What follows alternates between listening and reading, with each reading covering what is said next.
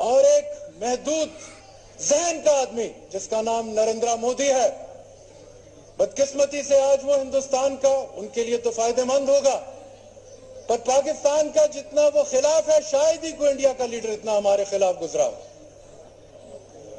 आज जो उसका जहन है हिंदुत्व का, और वही जहन है जिसके तहत कायदे आजम मोहम्मद अली जिन्ना ने पाकिस्तान को आजादी हासिल करके दी, आज वो साबित हो गया है कि उस हिंदुत्व जहन ने हमारी तरफ जो नजर उठाई है, इंशाअल्लाह उसका जवाब हम पूरी तरह देंगे। साथियों, हाउस द जोश स्वाभाविक तौर पे आज हाई होगा। पुलवामा का बदला भारतीय वायुसेना ने आज ले लिया, पर रक्षा मंत्रालय के अनुसार यह तो अभी शुरुआत है। पाकिस्तान पे अभी और भी स्ट्राइक होंगे। 1971 के बाद पहली बार भारतीय वायुसेना ने पाकिस्तान के अंदर घुसकर स्ट्राइक किया है।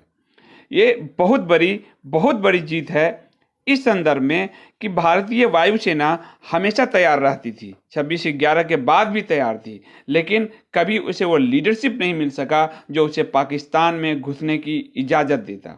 आज पाकिस्तान में घुसकर वायुसेना ने ये दर्शा दिया है ऑपरेशन को सफल बनाकर कि वो पाकिस्तान के किसी भी हद तक पाकिस्तान के अंदर पाकिस्तान को डिस्ट्रॉय कर सकता है।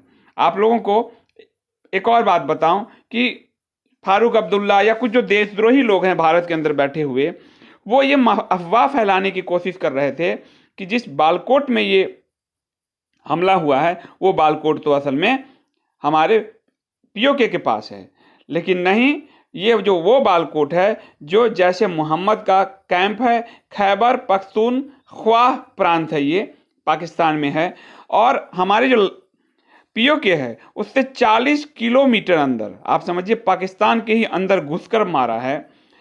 इसके बाद बीबीसी गई वहाँ पर, और बीबीसी ने वहाँ पर जाकर जो पता लगाया लोगों से, फिर ये बात और कंफर्म किया कि ये जो हमारे लड़ाकू मिराज 2000 विमान है वो खैबर पख्तूनख्वा प्रांत में वहाँ पर जैसे मोहम्मद का जो ट्रेनिंग कैंप है उस पर हमला किया है।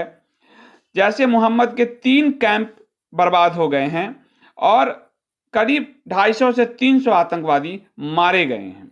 एक और बड़ी खुशखबरी है कि मोदी सरकार ने वो बदला लिया है जो वाजपेयी जी के समय का अधूरा था।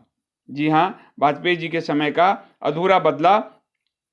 1999 में कंधार विमान हाईजैक, आप लोगों को याद होगा, उस विमान को हाईजैक करने वाले में एक शख्स का नाम था यूसुफ अजहर।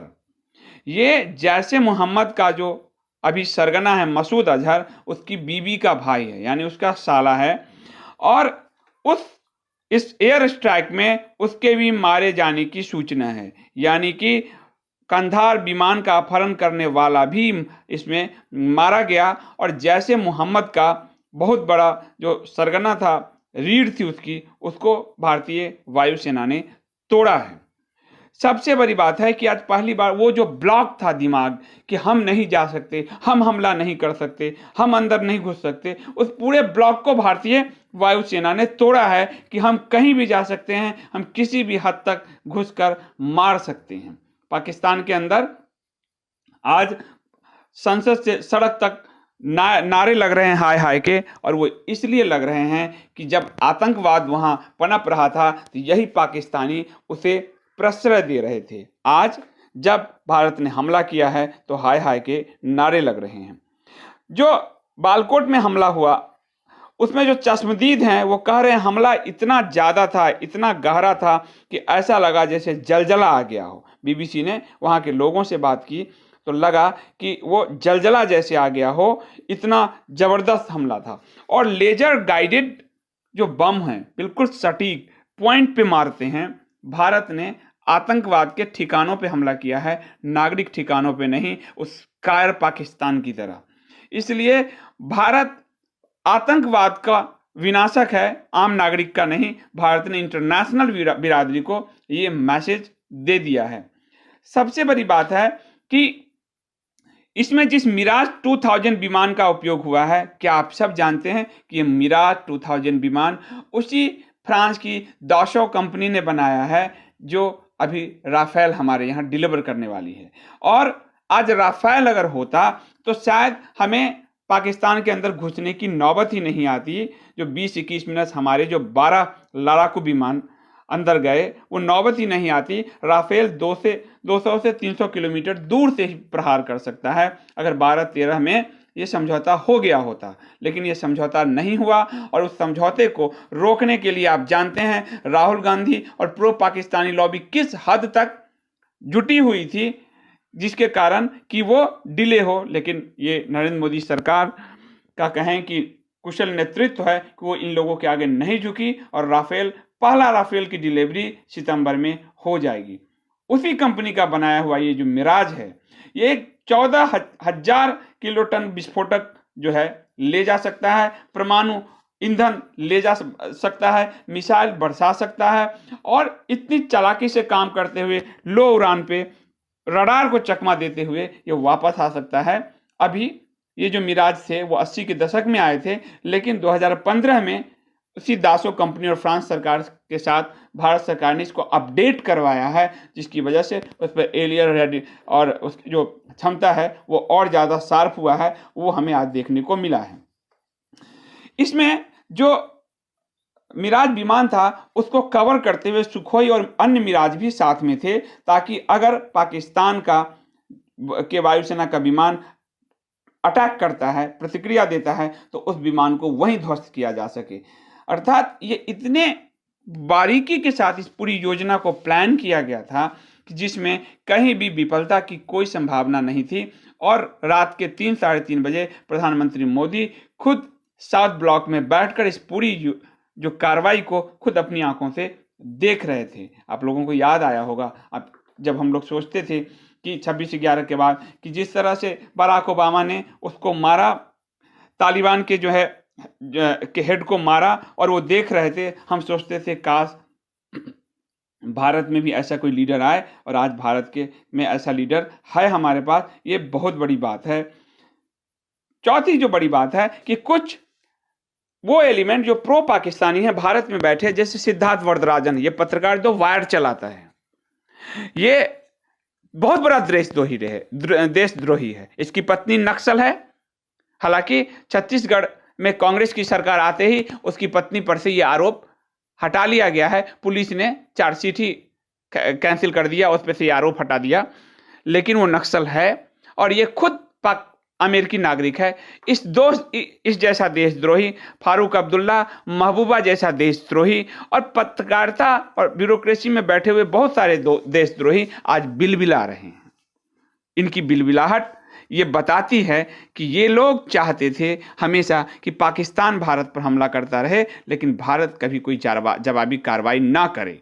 आज भारत ने जब जवाबी कार्रवाई किया है तो ये सारे बिलबिला रहे हैं। कल तक कांग्रेस और कांग्रेस के नेता और दूसरे नेता कह रहे थे ये कब जवाबी कार्रवाई करेंगे, 56 इंच कहाँ गया। आज ये सब के चेहरे उतरे हुए हैं। भले ये दिखाते हो कि हम भारत सरकार के साथ हैं। आप अरविंद केजरीवाल को ले लीजिए, आप राहुल गांधी को ले लीजिए, ये सब वायुसेना को सैल्यूट कर रहे हैं।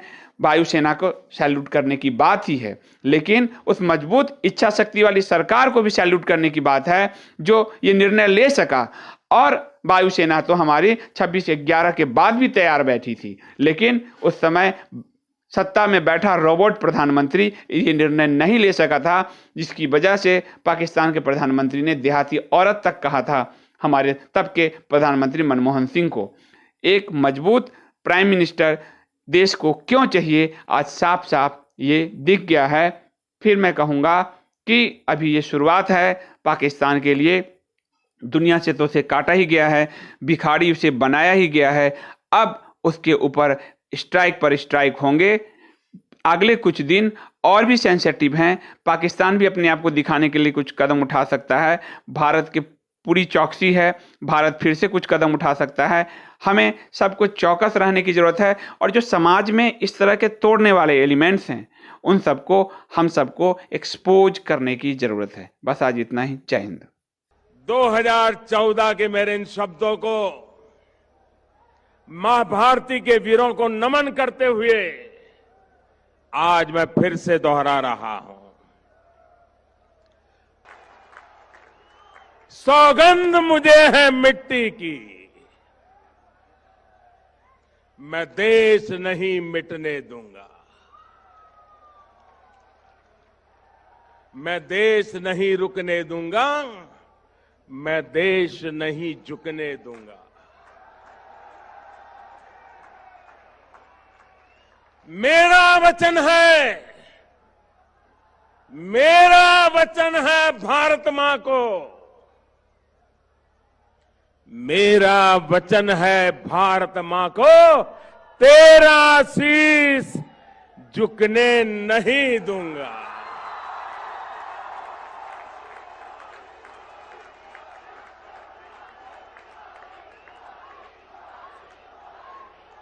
सौगंध मुझे इस मिट्टी की,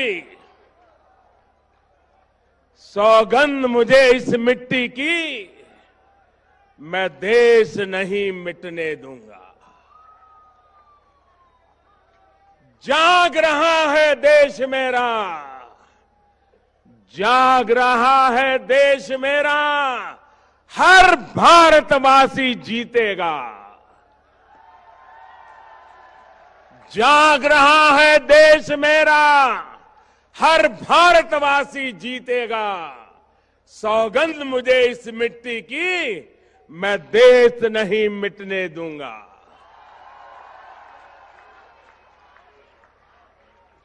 हमें देशवासियों, हमें फिर से दोहराना है और खुद को याद दिलाना है।